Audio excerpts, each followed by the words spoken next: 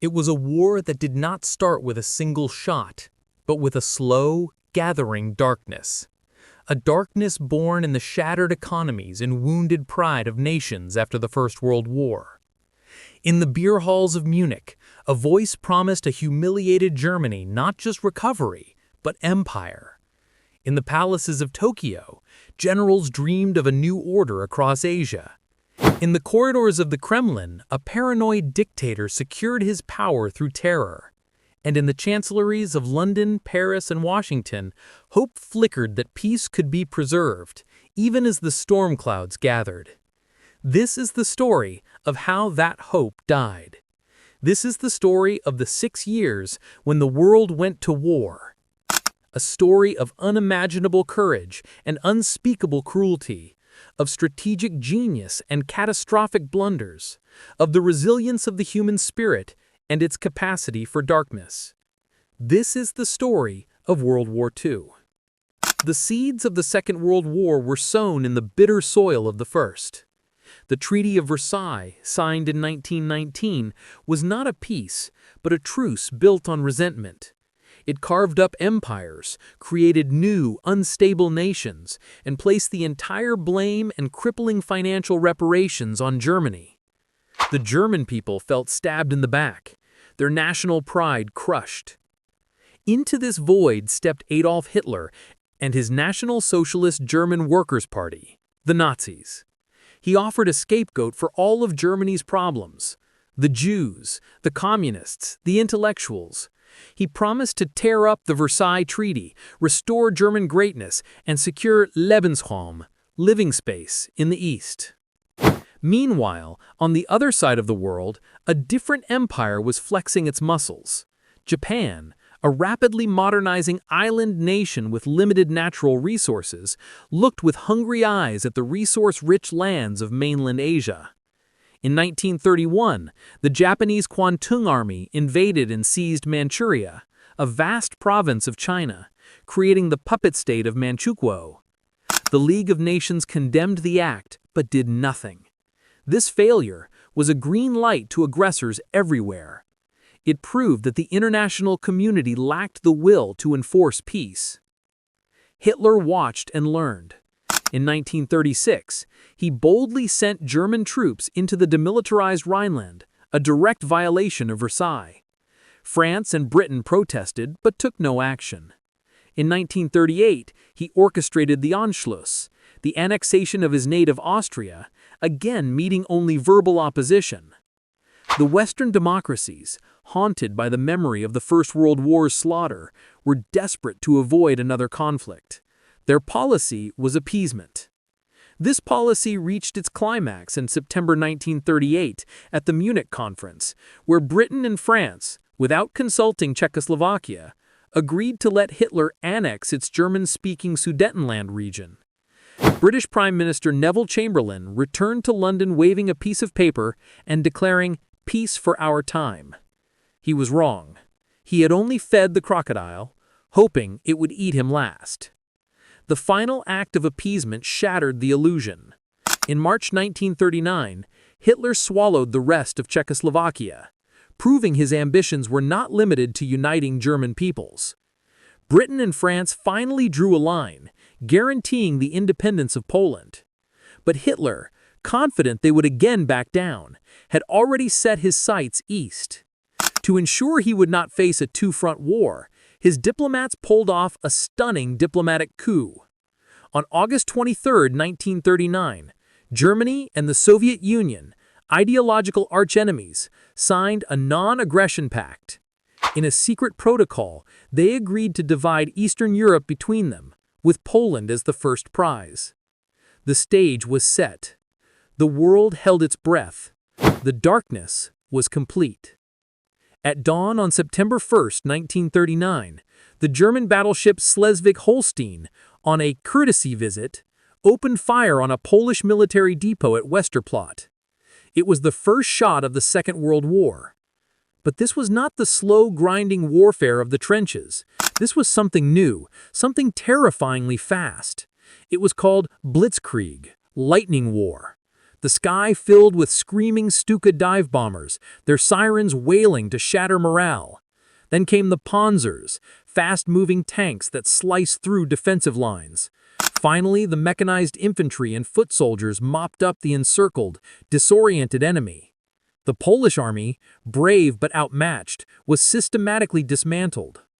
On September 3rd, honoring their pledge to Poland, Britain and France declared war on Germany. But for 8 months, little happened on the Western Front. Journalists called it the phony war. Then, in April 1940, the silence was shattered. Germany invaded Denmark and Norway. The main blow fell on May 10th.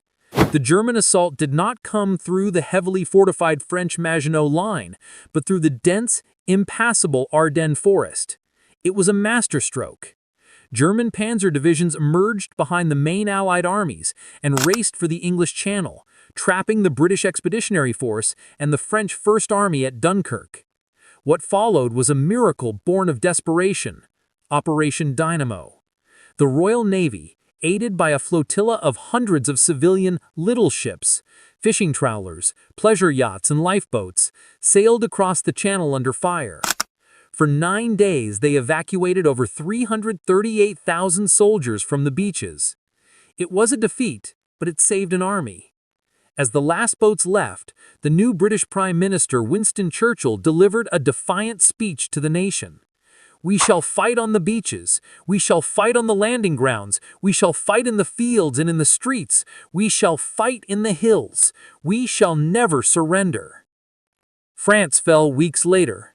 Britain now stood alone. The next battle would be fought not on the ground, but in the air. The Battle of Britain was a duel between the pilots of the RAF and the vast fleets of the Luftwaffe. The British had 2 secret weapons: radar, which gave them early warning, and the superb Spitfire and Hurricane fighters. The pilots, the few as Churchill called them, were young men from Britain, Poland, Czechoslovakia, Canada, and beyond. They lived a life of intense tension, scrambled multiple times a day to face death at 20,000 feet. When the Germans shifted their attacks from airfields to London, the Blitz, they gave the RAF a crucial breather. By October 1940, the threat of invasion had passed. Britain had held. The Lightning War had been grounded. With Britain unbold, the war expanded with a terrifying hunger. In North Africa, the brilliant German General Rommel, the Desert Fox, and his Africa Corps arrived to support the struggling Italians, turning the vast desert into a chessboard of armored warfare. But the most monumental decision was yet to come. On June 22, 1941, Hitler launched Operation Barbarossa, the invasion of the Soviet Union. It was the largest military operation in human history, involving over 3 million Axis troops. The Soviets were caught completely surprised. Stalin had ignored numerous warnings. In the first months, the Red Army was annihilated in massive encirclements. Hundreds of thousands were taken prisoner. But this was not just a military campaign. It was a war of annihilation. Following the Nazi ideology, the rules of war were discarded. Behind the front lines, the SS Einsatzgruppen, mobile killing squads, began their grisly work. They rounded up Jews, communists, and other undesirables and shot them into pits. The scale was unimaginable. At Babi Yar, a ravine outside Kiev, over 33,000 Jews were murdered in just 2 days. The war on the Eastern Front was, from its inception, a descent into barbarism the world had never seen. As the German advance slowed before the gates of Moscow, battered by the brutal Russian winter, the war became truly global. On December 7, 1941, a date which would live in infamy, the Imperial Japanese Navy launched a surprise aerial attack on the American naval base at Pearl Harbor, Hawaii. In a devastating 2-hour assault, much of the U.S. Pacific Fleet was crippled, and over 2,400 Americans were killed. The next day, the United States declared war on Japan. Responding to their pact, Germany and Italy declared war on the United States. The industrial and human might of America was now fully committed to the Allied cause. The Axis had awakened a sleeping giant. Japan followed Pearl Harbor with a lightning campaign of conquest across the Pacific and Southeast Asia. They invaded the Philippines, Malaya, Singapore, and the Dutch East Indies. American and Filipino forces under General Douglas MacArthur fought a desperate delaying action on the Bataan Peninsula. After a grueling siege, they were forced to surrender. What followed was the Bataan Death March, a 65-mile forced march of some 80,000 prisoners of war under the most brutal conditions. Denied food, water, and medical care, and subjected to random beatings and bayonettings, thousands perished. It was a stark introduction to the brutal nature of the war in the Pacific. By the middle of 1942, the Axis powers were at the zenith of their conquests. But this was the high-water mark. Across the globe, the Allies began to stem the tide and then push back. In the Pacific, the U.S. Navy achieved a stunning victory at the Battle of Midway. American codebreakers had deciphered Japanese plans, allowing Admiral Chester Nimitz to set a trap.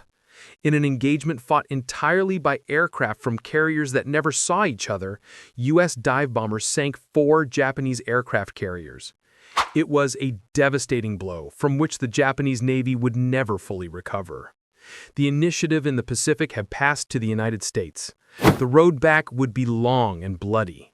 It led through the fetid jungles of Guadalcanal, where U.S. Marines landed in August 1942, beginning a 6-month nightmare of battle. It was a fight against the Japanese, but also against jungle rot, malaria, and starvation. The naval battles around the island were so fierce, the stretch of water became known as Iron Bottom Sound.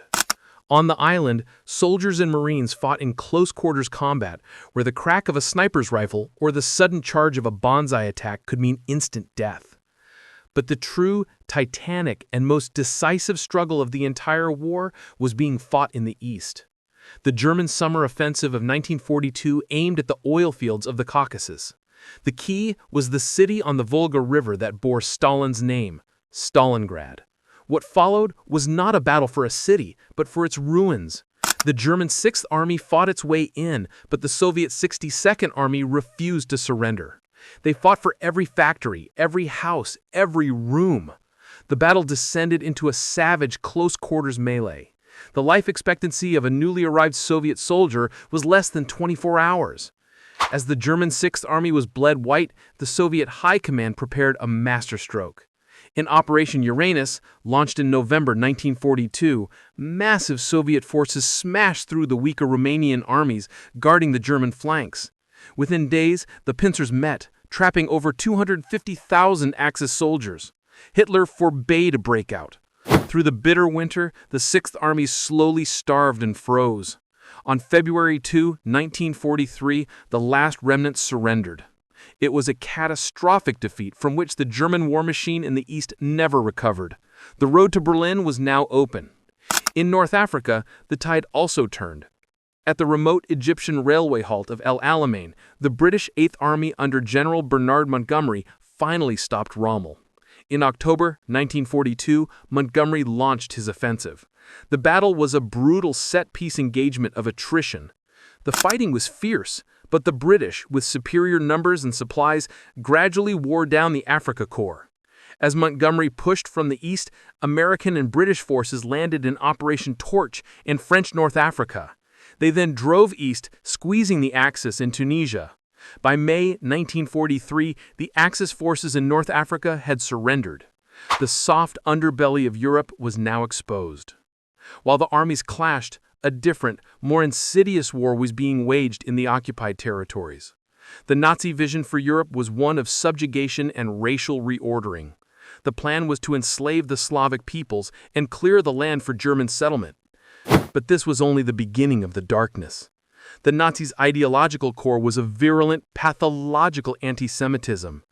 What began with discriminatory laws escalated into a systematic, state-sponsored program of mass murder.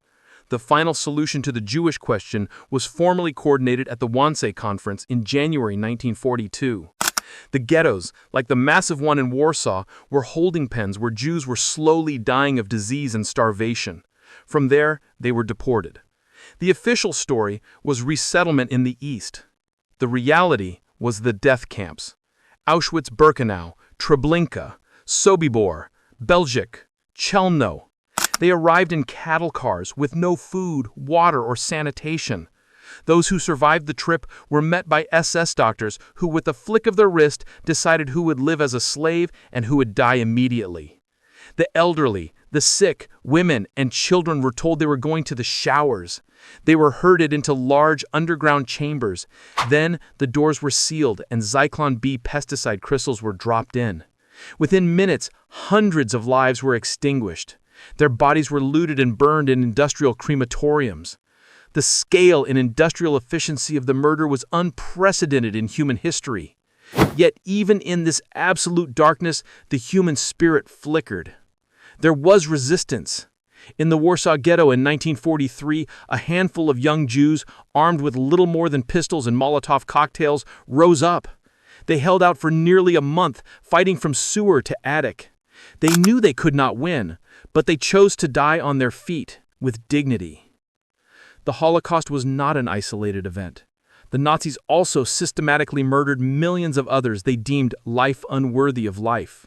By the war's end, the Nazis and their collaborators had murdered approximately 6 million Jews and at least 5 million others. The liberation of the camps by Allied soldiers in the final months of the war revealed the full, sickening horror to a disbelieving world. The skeletal survivors, the piles of corpses, these images were seared into the consciousness of humanity, a permanent scar and a warning for all time. By 1944, the Allies were squeezing the Third Reich from all sides. The main event, the Great Crusade, was being prepared in England. Operation Overlord, the Allied invasion of Nazi-occupied France, was the most complex military operation ever conceived. Under General Dwight Eisenhower, a vast force had been assembled. The German defenses, the Atlantic Wall, were formidable. But the Allies had achieved strategic surprise. Through an elaborate deception plan, they convinced Hitler the landing would be at the Pas de Calais, not Normandy. June 6, 1944, just after midnight, paratroopers began dropping behind the lines. At dawn, the naval bombardment began. Then, the landing craft hit the beaches. At Omaha Beach, the American 5th Corps ran into a nightmare. The German 352nd Infantry Division poured murderous fire into the landing craft. Men were cut down in the water, on the sand. For hours, the outcome hung in the balance. It was the individual courage of small groups of soldiers who, through sheer force of will, began to clear the bluffs. By day's end, a precarious foothold had been established in Fortress Europe. The battle for Normandy did not end on the beaches. It continued for weeks in the nightmarish bocage, dense hedgerows perfect for German defense. The Allied breakout finally came, and the liberation of Paris followed on August 25th. But the advance was not without setbacks. In a final, desperate gamble, Hitler launched a massive counteroffensive in the West in December 1944. The Battle of the Bulge, fought in the frozen Ardennes, caught the Allies by surprise. American soldiers, often surrounded and outnumbered, fought with incredible tenacity. The last German offensive in the West had failed. As the Allies pushed from the West, the Soviet Union launched its own massive offensives from the East. The final battle for Berlin was an apocalyptic spectacle. In April 1945, over 2 million Soviet soldiers assaulted the German capital. The fighting was house to house, room to room. In his bunker, deep beneath the Reich Chancellery, a delusional Adolf Hitler committed suicide on April 30th, 1945. On May 7th, 1945, Germany surrendered unconditionally. The war in Europe was over. VE Day was celebrated across the Western world, but the celebrations were tempered by the immense cost and the knowledge that the war in the Pacific still raged. That war continued with undiminished ferocity. The American island-hopping campaign had brought U.S. forces ever closer to the Japanese home islands. The battles of Iwo Jima and Okinawa were bloodbaths, demonstrating the fanatical resistance the Japanese would put up to a homeland invasion. The cost was projected to be catastrophic, up to 1 million Allied casualties and countless Japanese. It was against this grim backdrop that a new, terrifying weapon was completed. The Manhattan Project had succeeded. On August 6, 1945, the B-29 bomber Enola Gay dropped an atomic bomb on Hiroshima. The city was obliterated. 3 days later, a second bomb was dropped on Nagasaki. On August 15th, Emperor Hirohito announced Japan's surrender. The formal surrender was signed on September 2, 1945, aboard the USS Missouri in Tokyo Bay. The war was over. The silence that fell in 1945 was the silence of the exhausted and the mourning. The numbers were so vast they became abstractions. Approximately 70 to 85 million people died, representing about 3% of the world's population. Over 25 of these were soldiers. The rest, some 50 to 55 million, were civilians. The Soviet Union lost an estimated 27 million people. Poland lost nearly 17% of its entire pre-war population. The scale of the slaughter was beyond